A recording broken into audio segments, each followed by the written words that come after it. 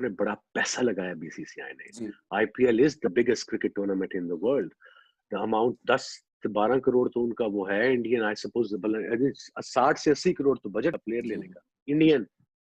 हमारे डबल कर डिफरेंट हो गई है इसलिए कि इंडिया की 1.5 अरब की तो मेरे ख्याल में आबादी है। बिल्कुल। 1.5 हम पहले यही कहते थे कि सारे बैट्समैन वहाँ से आ रहे हैं, बॉलर्स यहाँ से आते हैं। यहाँ से बॉलर भी आते थे, बैट्समैन भी आते थे, ठीक है ना। ये तो वहाँ के बॉलर ने अब थोड़ा गोश्त वोश खाना शुरू कर दिए तो थोड़े तगड़े हो गए। तो आई मीन के वो उनका जो क्रिकेट उनकी आईपीएल ने चेंज की है। 13 साल का बच्चा 3.5 करोड़ का बिक गया। यहाँ पे तो हमारा बाबर आजम 3 करोड़ का बिका है पीएसएल के अंदर, और यहाँ से आप आईपीएल का हिसाब लगा लें कि आईपीएल कितनी बड़ी लीग है कि भाई एक 13 साल का बच्चा 3.5 करोड़। पता है कि हमें आईपीएल में इतना पैसा मिल रहा है, फिर फर्स्ट क्लास में ठीक ठाक पैसा आ गया। सो यू नो अब उनका कॉन्फिडेंस लेवल है। उनके तुम बैट्समैन देखो यार, क्या क्या बैट्समैन आ रहे हैं। आईपीएल ऑक्शन का 145 यूएसडी मिलियन जो है उसका ऑक्शन हुआ इन टोटल। मतलब जब हम मनी मिंटिंग की बात करते हैं तो इस वक्त बीसीसीआई की जो ब्रॉडकास्टिंग राइट्स गए हैं वो बेस प्राइस पे गए हैं, मगर करोड़ों में ब्रॉडकास्टिंग राइट्स गए हैं आईपीएल के। तो हम तो जहां हम फाइनेंशियल एस्पेक्ट की बात करते हैं कि आईसीसी से कितना बेनिफिट करता है फाइनेंशियली बीसीसीआई, क्या फर्क लगता है आपको उनकी क्रिकेट में, उनके सिस्टम में आईपीएल के और हमारे सिस्टम में? इसमें कोई शक नहीं है कि मैंने भी आईपीएल देखी है, मैं भी पीएसएल बड़े गौर से देखता हूँ। मुझे टैलेंट बहुत अच्छा नजर आता है, स्पेशली फास्ट बॉलर्स का पीएसएल में जो टैलेंट है ना वो बहुत ज्यादा नजर आता है। लेकिन आपको क्या फर्क लगता है? उनकी सिस्टम कोई ऐसा बेहतर है कि जो उनके क्रिकेटर्स इतने ऊपर आते हैं? क्योंकि आपका भी मैं कुछ दिन पहले सुन रहा था कि आपने ये बोला कि मैंने 10-12 साल में वहां पे मैंने उनको वॉच किया वहां पे कि क्या कैसा खेलते हैं, क्या फर्क है कुछ क्रिकेट में?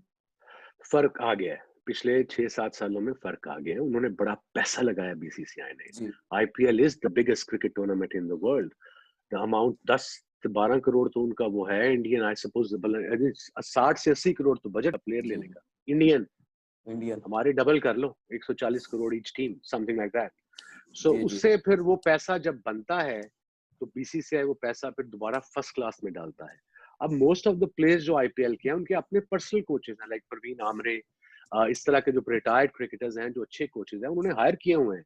ऑफ सीजन में उनके साथ ट्रेनिंग करते हैं बिकॉज उन्हें पता है कि हमें आईपीएल में इतना पैसा मिल रहा है, फिर फर्स्ट क्लास में ठीक ठाक पैसा आ गया। सो यू नो अब उनका कॉन्फिडेंस लेवल है। उनके तुम बैट्समैन देखो यार, क्या क्या बैट्समैन आ रहे हैं। क्या मतलब एक कहते हैं ना मुल्क से मुल्क नेचर एक होती है। हम मेरे ख्याल से बचपन से ही सुनते हुए आ रहे हैं कि India batting power house, Pakistan bowling power house. क्यों ये डिफरेंस आता क्यों है? मतलब हमें बैटर्स बहुत अच्छे मिलते हैं इंडिया से, मगर अब बॉलर्स भी अच्छे मिलना शुरू हो गए over the period of time. But ये क्यों, ये एक नेचर कैसे बन जाती है एक रीजन के हिसाब से? देखिए एक तो क्रिकेट क्वालिटी बहुत डिफरेंट हो गई है इसलिए कि इंडिया की 1.5 अरब की तो मेरे ख्याल में आबादी है। बिल्कुल। 1.5 हम पहले यही कहते थे कि सारे बैट्समैन वहाँ से आ रहे हैं, बॉलर्स यहाँ से आते हैं। यहाँ से बॉलर भी आते थे, बैट्समैन भी आते थे, ठीक है ना। ये तो वहाँ के बॉलर ने अब थोड़ा गोश्त वोश खाना शुरू कर दिए तो थोड़े तगड़े हो गए। तो आई मीन के वो उनका जो क्रिकेट उनकी आईपीएल ने चेंज की है, ठीक है। एक तो धोनी की कप्तानी के अंदर बहुत सारी चेंज सौरभ ने किया, सौरभ के बाद गंगोली और धोनी जिस तरीके से सीनियर्स को लेके चला, एंड देन आईपीएल का जो उनका डोमेस्टिक क्रिकेट थी उनकी, उससे काफ़ी टैलेंट उन्होंने इन्वेस्ट सही जगह की है। उन्होंने ग्रास रूट लेवल, जो हमेशा ये बात करते रहते हैं ग्रास रूट लेवल, उन्होंने राहुल द्रविड़ जैसे प्लेयर को नीचे लेके आए, उसके हाथ में पूरी डोमेस्टिक क्रिकेट दे दी। तो राहुल द्रविड़ को पता है कि इस लेवल पे पहुंचने के लिए बच्चों को किन किन चीजों की अभी से जरूरत है। उन्होंने काम किया, उन्होंने इन्वेस्ट किया, आ रहे हैं, टैलेंट आए जा रहा है, चाह रहा भी है इंडिया चाहे तो ये जो न्यूट्रिशन, हम तो ये जो है न्यूट्रिशन की तो हम बात एक मजाक में बिल्कुल इसको ले जाते हैं, मगर काम किया। फास्ट बॉलर्स नहीं मिल रहे थे इंडिया में, सो एमआरएफ एकेडमी बनी। एमआरएफ एकेडमी में काम हुआ, फास्ट बॉलर्स की बायोमैकेनिक्स पे काम करना शुरू किया एंड उनको नर्चर करना शुरू किया उस हिसाब से। वो सारी चीजें जो इन्वेस्टमेंट की है, जिसका आपको नजर आया है कि यार ये देखो प्रोडक्ट तैयार हो रहा है, आ रहा है, इस तरफ आ रहा है, लोगों का रुझान बढ़ना शुरू हुआ है इस तरफ। फास्ट बॉलिंग तो वन ऑफ बात करते थे, कभी इरफान पठान की बात कर लेते थे, एक आधा कोई एक आधा जहीर था उनका, और वो फास्ट बॉलर सरीना ये 10 साल के थे तो आप क्या करते थे? मैं जब 13 साल का था, मुझे याद है मैं खिलौनों से खेलता था और मैं स्कूल जाता था। बस इतना ही याद है 13 साल का। आप क्या करते थे? पेपरों की तैयारी करता था, ट्यूशन जाता था और बस खेलता था बैट बॉल और बच्चों वाली खिलौनों के साथ बस। अच्छा, वैसे कभी सोचा था कि हमें पैसे कमाने चाहिए? 13 साल की उम्र में कभी इस तरह की कोई चीज दिमाग में आई हो कि एक फैमिली को सपोर्ट करना है या पैसे कमाने हैं, कोई सोर्स ऑफ अर्निंग होना चाहिए? नहीं, तब तो वहमो गुमान में नहीं था, तब तो सिर्फ टीवी देखते थे, डोरेमोन देखते थे। हाँ, बस यही था, मिस्टर बीन वगैरह, टॉम एंड जेरी, बेंटन, ये देखते थे। आपको पता है कि इंडिया बिहार से ताल्लुक रखने वाले विभव सूर्यवंशी ने तारीख रकम कर दी है, सिर्फ और सिर्फ 13 साल के हैं और आईपीएल में खेलने जा रहे हैं।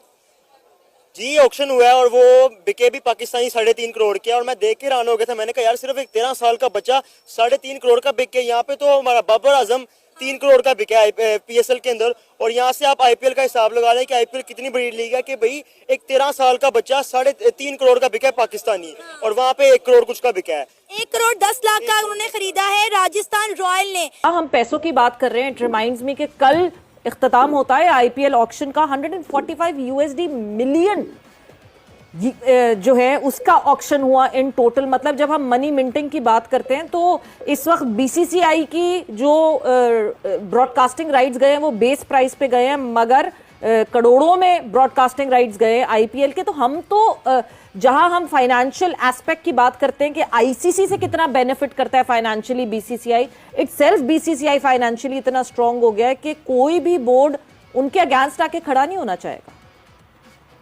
देखिए सर, यही तो प्रॉब्लम है। आगे मैंने इसी का जिक्र किया कि हर बोर्ड सबसे पहले अपना मुफाद देखता है, पर यस वो हक के लिए तो खड़ा होना, अब हम नॉट श्योर कि वो अब कोई चीज रह गई है कि नहीं।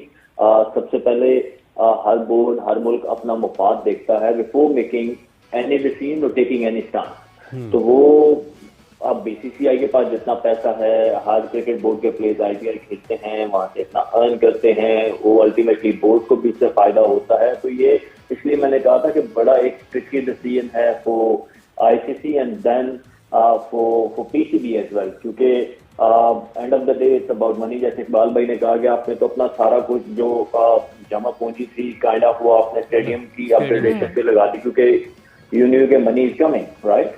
तो अब अगर आप वो भी नहीं होती तो पीसीबी के लिए एक बड़ी मुश्किल सिचुएशन है। और same goes to all cricket board मेरे ख्याल में। अगर if it comes to voting, तो वो मेरा नहीं ख्याल कि कौन बीसीसीआई के अगेंस्ट जाना चाहेगा। इतना स्ट्रॉन्ग क्रिकेट बोर्ड कौन सा है। हमने माजी में सारी मिसालें देखी हैं कि जब भी इस तरह की सिचुएशन आई, बाय हुक और क्रुक